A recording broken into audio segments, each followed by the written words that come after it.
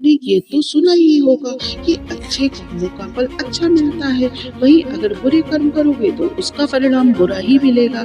अच्छे कर्म जहाँ आपको खुशी देते हैं, वहीं बुरे कर्म आपको दुख देते हैं। आपने ये सुना होगा कि अच्छा इंसान हमेशा दुखी रहता है, वहीं बुरा इंसान हमेशा खुश रहता है। अगर ऐसा है, तो अच्छे कर्म का फल अच्छा कैसे हुआ, बल्कि बुरे कर्म का फल अच्छा हुआ। आखिर कर्म का सफल खेल क्या है? ये कैसे हमारी जिंदगी को प्रभावित करते हैं? पहले तो हमें ये जानना होगा कि कर्म का चक्र चलता कैसे है, क्योंकि फिर हम वही काम करेंगे जिससे हमें अच्छा फल प्राप्त हो। आइए फिर जानते हैं कि कर्म क्या है और इसका फल हमें कैसे मिलता है। एक नगर में एक व्यापारी रहता था। वो काफी धनवान था। बड़े बड़े व्यापारियों में उसका नाम लिया जाता था। एक दिन उसके घर एक पुत्र का जन्म हुआ। व्यापारी ने खुश होकर अपने पुत्र का नाम चंदन रख दिया। व्यापारी ने सोचा कि उसका पुत्र बड़े होकर उसके व्यापार को संभालेगा और वो नगर का सबसे बड़ा व्यापारी बन जाएगा। व्यापारी ने चंदन का पालन पोषण अच्छे ढंग से किया, उसे पढ़ाया लिखाया। धीरे धीरे चंदन 22 वर्ष का हो गया। वो अब अपने पिता के व्यवसाय में हाथ बटाने लगा।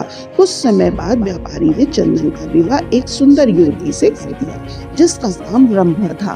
विवाह के पश्चात कुछ समय तक तो चंदन अपने पिता के व्यवसाय में हाथ बटाया, लेकिन कुछ समय बाद चंदन के व्यवहार में कुछ परिवर्तन आने लगे।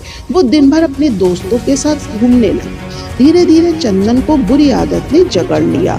वो जुआ खेलने लगा। अब वो न तो घर आता था और न ही पिता के व्यवसाय में हाथ।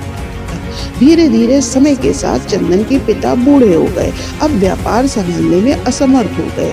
उधर चंदन व्यापार संभालना तो दूर, उनके व्यापार से कमाए हुए धन को जुए में उड़ा रहा था।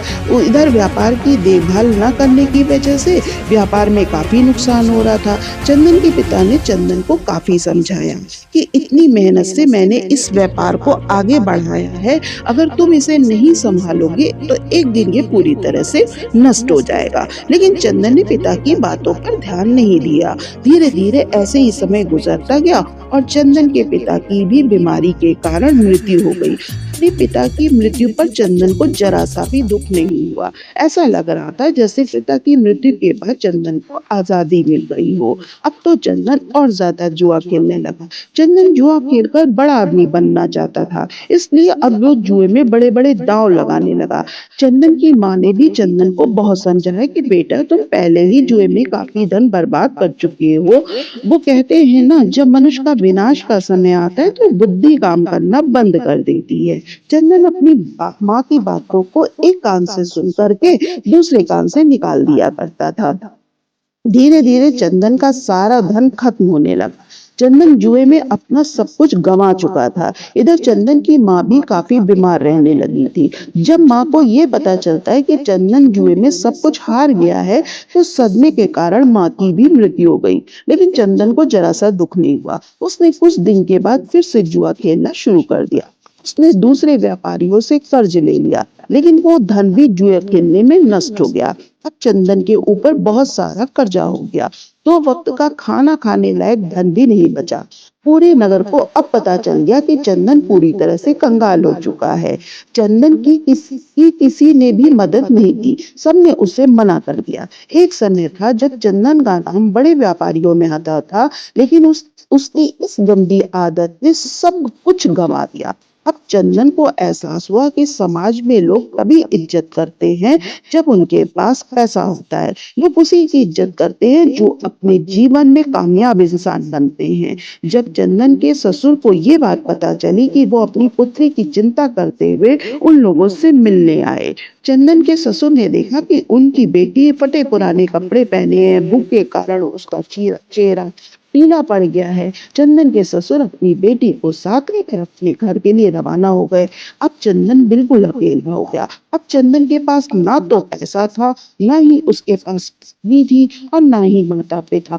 अब वो फूट-फूट कर अपने हालातों पर रोने लगा। अब चंदन को अपने पिता द्वारा समझाई गई हर बात याद आने लगी, लेकिन अपनी हालत का ज़िम्मेदार चंदन स्वयं था।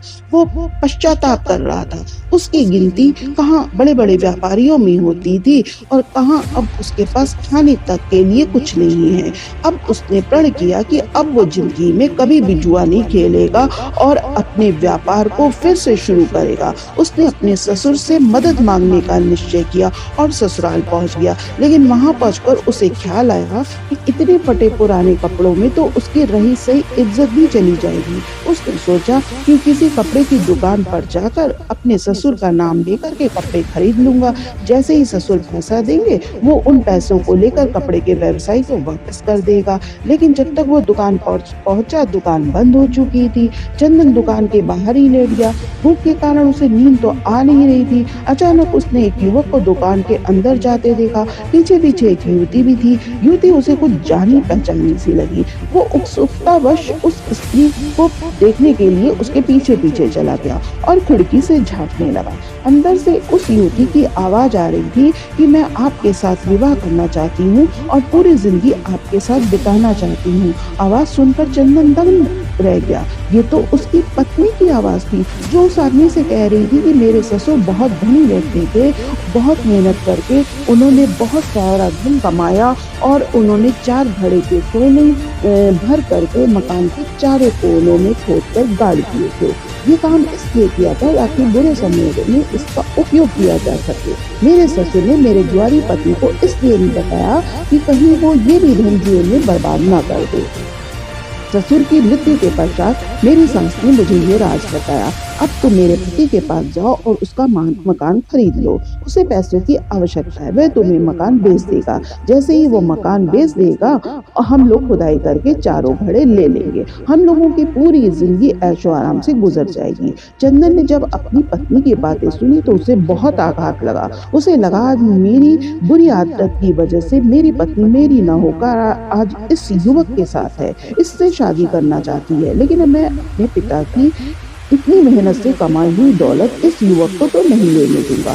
वो अपने घर वापस आ जाता है और अपने घर के चारों कोनों की खुदाई करता है। खुदाई करते ही उसे वो घड़े मिल जाते हैं, जिसे देखकर चंदन बहुत खुश हो जाता है और वो अपने पिता का धन्यवाद करता है। चारों घड़ों से सिक्के निकाल करके उसमें कोयला भरकर वो उसी जगह पर रख देता है। इसके बाद अपने पत्नी के प्रेमी का इंतजार करता है। 2 दिन बाद वो उसके घर आता है। वो युवक कहता है, मैंने सुना है कि तुम्हें पैसे की जरूरत है और मैं इस नगर में अपना व्यवसाय शुरू करना चाहता हूँ और तुम मुझे अपना मकान बेच दो।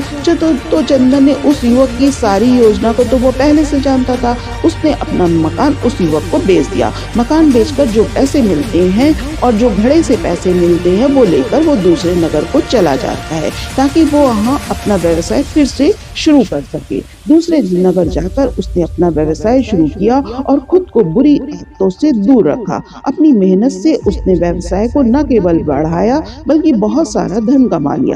उसी नगर में एक सेठ की नजर चंदन पर पड़ती है। वो सोचता है कि बहुत थोड़े दिनों में इस युवक ने अपनी मेहनत से इतना बड़ा व्यवसाय खड़ा कर लिया है। मैं अपनी बेटी की शादी इससे कर सकता हूँ।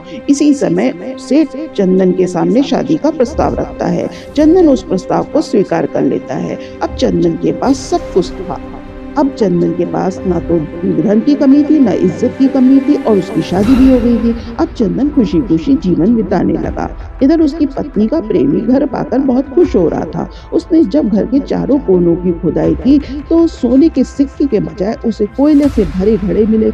उसे चंदन की पत्नी पर बहुत क्रोध आ रहा था। उसने सोचा, अगर मैंने रंभा की बात नहीं मानी होती तो आज मुझे अपना धन नहीं गंवाना पड़ता। मुझे ना तो सोने के सिक्के मिले और ऊपर से जीवन भर की पूंजी और बर्बाद हो गई। इस घर को खरीदने में सारा धन चला गया। अब मेरे पास कुछ भी नहीं बचा है। वो तुरंत अपने नगर को आता है और रंभा चंदन की पत्नी से कहता है, तुमने मुझे ठगा है, मेरी सारी पूंजी बर्बाद करवा दी। मुझे सोने के सिक्के नहीं कोयले मिले हैं। तुम्हें तुम्हारे किए की तो सजा मैं देकर रहूंगा। उसने चंदन की पत्नी की नाक खींची। अब चंदन की पत्नी इतनी बदसूरत हो चुकी थी कि शीशे में खुद को देख ले तो खुद ही डर जाए। अब वो जीवन भर पछतावा करती रहेगी कि काश मैंने ऐसा नहीं किया होता। लेकिन अब जो हो गया वो हो गया। बीते कल को तो हम वापस नहीं ला सकते हैं, बस वो हमें सिखा कर चला जाता है कि जैसा करोगे वैसा फल मिलेगा। उधर चंदन ने ये सीख लिया था कि बुरे कर्मों का फल भी बुरा होता है, लेकिन अगर परिश्रम और निष्ठा के साथ जीवन निर्वाह करोगे तो अच्छा परिणाम प्राप्त होगा।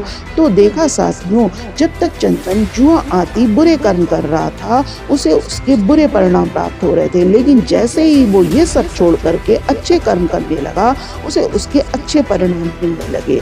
इसलिए साथियों, हमेशा याद रखिए कि बुरे कर्मों का फल हमेशा बुरा ही होता है, दूसरी ओर अच्छे कर्मों का फल सदैव अच्छा होता है।